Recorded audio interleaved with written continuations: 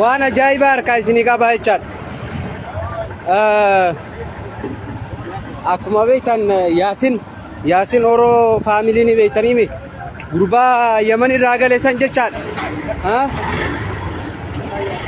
Gurbaa Yaman irraa gale san biyya kana isa baasuudha wanne inni hojjechaa jiru isaa fi warri isaa waliin jiru wanne inni hojjechaa jiru ajab jettan jechaadha. Iccitii amma gati isinii baasa dhageessanii isaa fi Hamza Muwaas waan isaan hojjechaa jiran iccitii gati isinii baasa Yaasin faa jechaadha. Sheer waliif godha, sheer waliif godhaadha.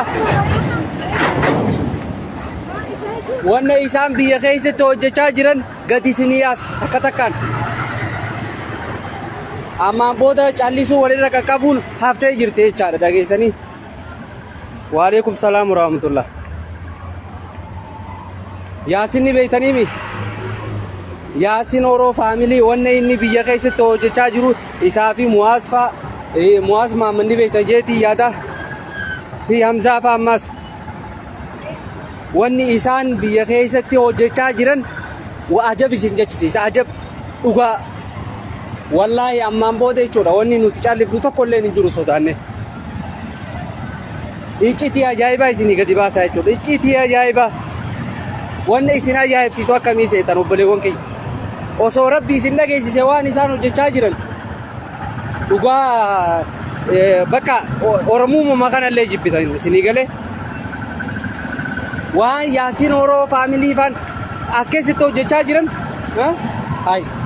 qoyi nama bar warri isaa wajjin adii qabdan sheer itti godha. Yaasin Oroo faamilii ni beektanii okay sheer waliif godha.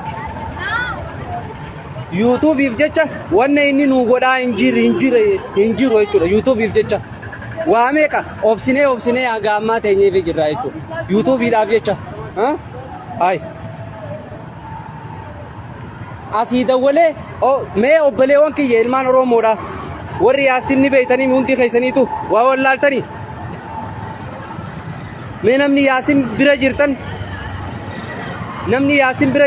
yookaan agartee Yaasin dhiyaatan please hundi keessaniitu jechuudha. Yoo dhiira ta'e as bee jechuudha.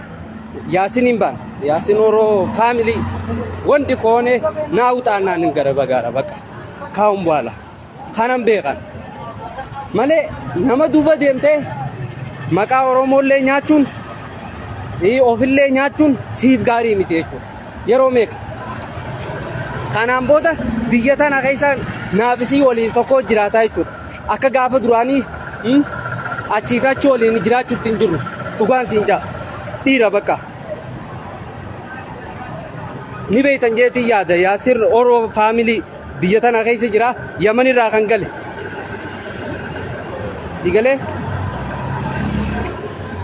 ani dhageesse yogguu duraatis waan biraatiif miti. Namni kun nama Oromooti nama gartee sooshaal miidiyaa irratti illee gartee kabaja qabu jeetiin ani yeroo duraa kabajuu ture jechuudha. Callisuu ture iccitii isaallee qabee taa'uu ni ture dhugaan isin hin jaa si galee. Dafaadha iccitii gadiin baasa hin dhiisu gadiin baasa bakka wanni hin dhiisu takka illee hin jiru. Wanni hin dhiisu sheer invite yoo dandeessan warri isa bira jiru Yaasin kiloos jaa maaliif akka ta'e hin beeku mee feesbuuka biraatiin kootu invite na didee jira. Saahiba Yaasin Oroodha Hamza. Okay Yaasin kootu ergi namni waa takka wanni ati fidduus hin jiru. Amma yoo dandeesse amman dhufuu danda'a bakka nan jiruus ni beektaa jechuudha. Bakka nan jiru. Salaamu alaikum. Waalaikum salaam. Koi ati mali koi namni Yaasin ati namni tokko mali wanni ati hojiin ati hojjechaa jirtu kun siif waan gaariidha ati nama guddaadhaa miti. Hojii biyya keessatti ni naqaara. Ah? Hojii biyya keessatti ni naqaa hojii biyya keessatti. hojii xiyya keessaa hanjamaa dhiisi nuuf lubbuudhaan tuutaa lubbuudha bashoodhaa taphaa jaan si galee yoo dhiira taate yoo na barbaadde dhuftee na wajjin haasa'uu dandeessa. Akka nama tokkotti sayinalatti wanni ati deemtee olii gadi. Duraanis dhiiraati yaadiro. Anis akka gaditti yuutuubii qabaa bara. Duba ni naaftee maal? Oo gurbaatu maal? Si qofaa miti boonumni. Maalirraa feeta? Awoo dhaga'i yoo fakkii dhaga'i namni tokko yoo nama barbaadde yoo barbaada kiyya qabaattan bakka kanatti kootaa'ee cuma malee wanni isin olii gad deemtanii haasoo dheeraa suutin tokko illee hin jiru. Kunoo amma dirreedoo dhaga'i amma dirreedoo an jira dirreedoo kun amma dicorraa duraan jiraati yoo wanti koone naawutaan bakka na. Ay. Ye tuma mu bene. Sakaase reeyo. Arra sakaase. Awoo dhaga'i wanni isin hanjamta takka illee isin jiru koota asbaa kunoo dirreedoo dicorraa duraan jira kunoo bakka addabaabaa isan koota. Kuno asin jira kuno asin jira kota abba kuno namni mali isin hanga arra si jala waggaa takka guutuu si jala callise si Hamzaalle wanni isin hojjechaa jirtan gaarii miti jee namatti isin madde dadhabe ammaan booda mee lubbuma tana laalaa bakka kota kuno jechuun ati rakkoon maali rakkoon ni beeytan maal godhaa turtan wanni isin hanga arraa godhaa jirtan maal namaa miisin anis namaa bar waan nuti goonu maal siree yaadu waan fedhe goona an hangaarraa ati nama yaasin nama dhaga'i an hangaarraa yaasin nama yuutuubiiti nama jechuun nama namni kun Oromoo biratti illee yoo xiqqaate namni kun gartee waan gaarii qabaa jeetiin yaada hanga ammaa namatti illee himadhee caljee wanti jechuudha isin garuu calliftaniituma wanni isin hanga ay koo namaa baranis maal na seetan. Oh, baka sifole kibarama. Sifole kibarama. Sifole. Akam jira baka. Maal jechuudha? Amma bara amma laalla. Amma Hamza dhageeffadhu Hamza gaafaan asitti himadhuu dubbiiti yaafitayaa isin dubbanne ammaan tana ishi laala amma macarrashaa wanni isinitti himu. Kunoo bakkaan jiru isinitti himemi yoo dhiira taatan koota. Bakka baru waan ati gootu hin jirre barku maata ati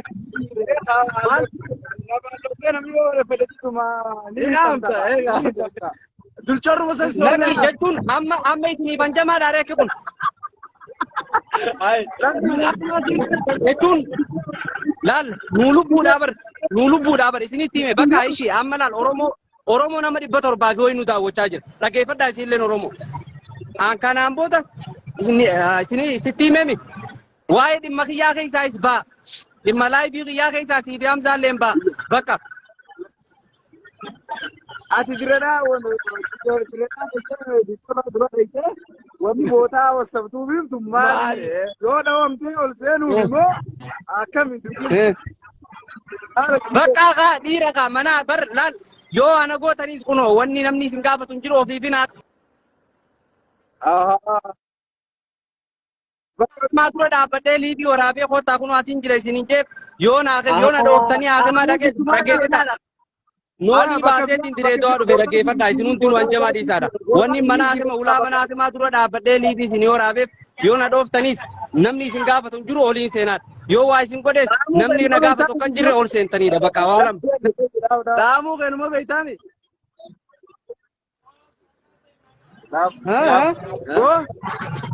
Oh, ati waliin hin jiru.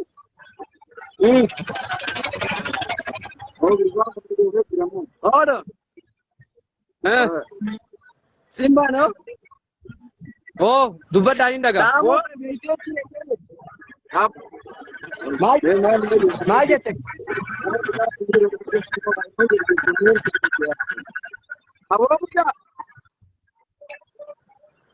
Niin dubbachu niin dhagaa. Akin jeetu. Aki alaala mayo walla luudemte ana niin dhagaati dubbadha alaal jechaan olinaadha niin dhagaa dubbadha jarana nu malaachina dicorraa jalaachi deemtu yoo dhaamtee fottoytees bakka gartee xiqqollee taatu namni dhuyyatee mana akamaa jala wanni nama waasa fuutu maali maali. Awo mana himaatii mitiitiiti. Yoo barbaachisaa ta'a mana himaatii barbaachisaa taanaan kunoo beeta kiristaana kana biraa isiniifin dhufaa jechuudha yoo barbaachisaa taate an ammaan booda duraan gartee kabaja namni Oromoon namaaf hin beektu jechuudhaatu na callisiise kunoo kootu kunoo yoo jechuun irra biraan achi deemu wannan sodaa keessanii fi miti waniin hospitaala dura dhaabbadhee isin waraabaa jiru yaa'u kan akkasitti hubadha.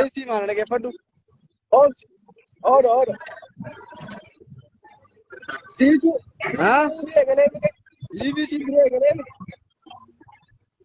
An eegalu an bar ishiishee bar dhalaa ta'uu keessan dhiira ta'uu dhabuu keessan siifi isallee wanni itti hubadhe kanaa jechuudha bakka kana kun wanni itti hubadhe dhufee mi kootaadhaa kun wanti dirreen tanaa dirri kana kunoo warri diree do'aa kunoo warri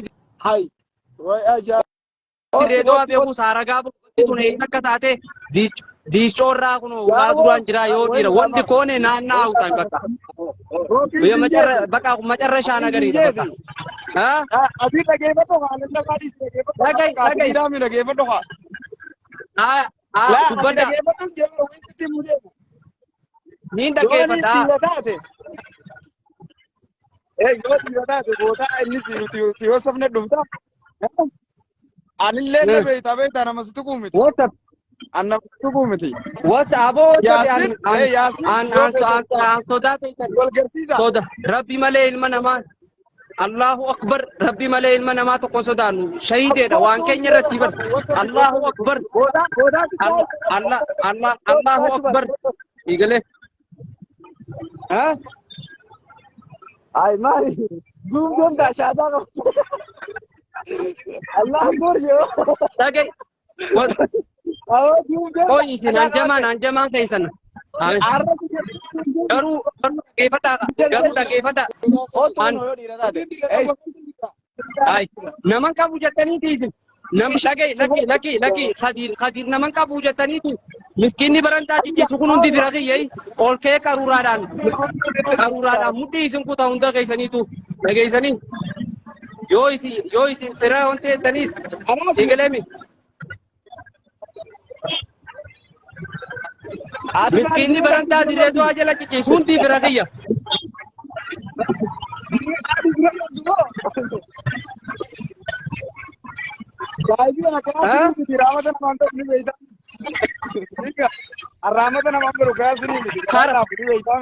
Amma macarrashaatti dhageeffata. Amma jarrinis dhagee daawwattoonni keenyaas nu eegaa jira waan ta'eef wanni dhimmi nu haasawaa deemnu dhagee dhimmi nuti haasawaa jiru dhimma fardiiti waan ta'eef amma kun nookittiin ol deemu jira keessa jirtanis macarrashaa nookittiin ol deemu jira. Awoo migration bira si dhiira gaa hootu kwa. Kun ammaan dhufanii eeggaddaa migreeshinii kun yookanumaa meekanii namtee yookanaami. Boo migreeshinaa miti araat kiiloo abiyyi bira tuniin dhufan dhimma lubbuuti Oromootiyyattiin himachaa jira. Dhimma lubbuutiin Oromootti himachaa jira. Minaa inni ta'uu hundee. Migration hootu bakka asirraa mindee bara araat kiiloo finfinnee yaaban. Wayyaasi. Aboo dhageeffadhaa katiir yoo ciqaltiin hin jiru dhageeffadhu miskiinni barantaa ciisuu hundi fira kiyya abbaa ta'e.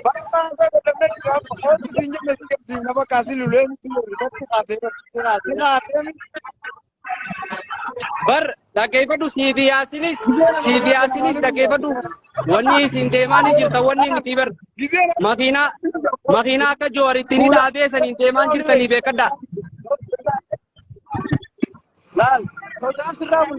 Ishiishe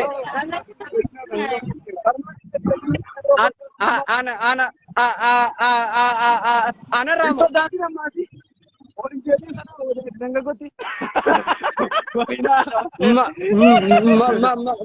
maali sodaa ishiishe Eh? Wanni takka wanni as sodaatu jiru kunoo immigireeshinii kanaami maali magaalaa direedoo ata biraa beeytaniisin.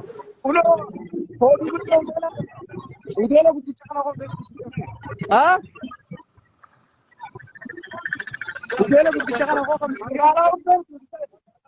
Kunoo sodaadha malee wanni achi naaf erganiif hin jirtu bar. Ay, unos. Ay, unos. Gadiam. Mee Ama jana unos. Gadiam.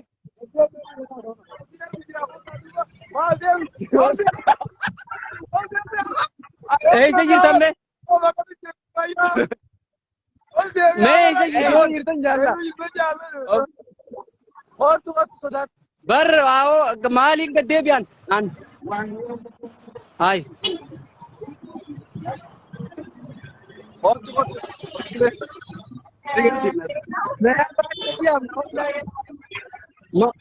Asumatti bakka na dhokachuu barbaadani as baakaa kunoo dhiira isinii.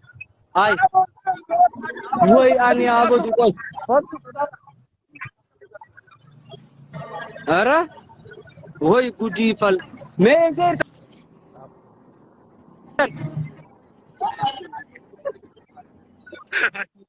Awas dong. Laapu kunoo isin harkee qoy. Dhiiraa qoy. Laabaddu.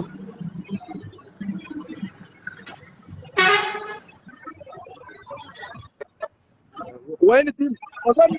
وصلوا بيرن نامي الدار Hibbigina dhaabadhaa ka. Ilma. Hibbigina dhaabadhaa ka.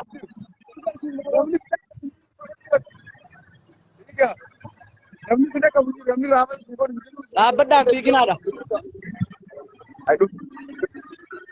Hibbigina dhaabadhaa. Welcome to Yasin. Ama kera bira di baat ya dero ki.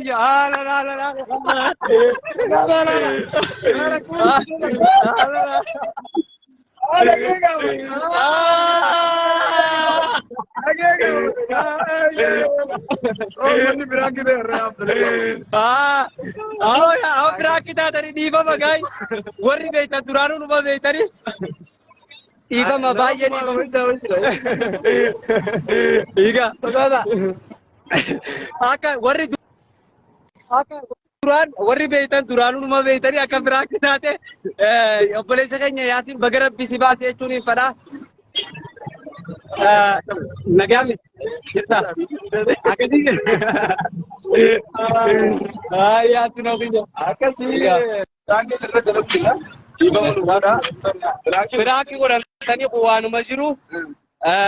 Kanaaf anaaf Yaasin obboleessa qaalii obboleeyyanii nama yeroo dheeraa wal arguudhaaf hawwii qabnu kanarra wal agarree amma dura wal agarree wal agarree biyya takkallee hoteela keessa wal agarree badii takkallee qabunni badiin isaa takkaa fi takka innis maali yoo jettan anuma harkuu dhabuudha sagantaa hojii qabachuu dhabuudha malee erga dhufne naaf inni yoo xiqqaate nama yuutuuberaati. Ani yuutubera isarra xiqqaati inni yuutubera narra guddaati. Dhufnee sagantaa takkallee waliin hojjechuu dhabuudha badiin inni qabu. Malee abraa Oromummaa ta'uudha. Kanaaf Yaasin asumaan baga gammaddee jechuun hin barbaade osoo inni mana hidhaa jiruuti baabaan keenya bee. Kanaaf gammachuu isaa akka ibsatu abdiin qaba Yaasin. Mee maaltu si dhagahame abbaan keenya abbaan qeerroodhaa Joor Mahammad osoo ati mana hidhaa jirtuuti qabee. Okay. Si gammachuu ibsachuu jiru ammayyadu. gammachuu ta'e gammachuu tiyya galatoomaa jabaadhaa waan biraa sun ta'e gammanne gaanu jiru Gammanne wallahi. sana osoo nama kan ta'e namayyuu gammade Namayyuu. as jiraatan hidhaas argine baane qoraa sun dhiidhaa waan nama yaachisaatiif dilana Badii kee maali sitti nimne badii keetillee ijeesiidha. badii qaban Akkamatti nama gammachuu baaf. badii akkan qabaanne baramna badii akkan qabne eega baramoota gadhiisa badii qaban Durumaa hidhuudhaaf silaa dhiifama gaafachuu qaban turanii.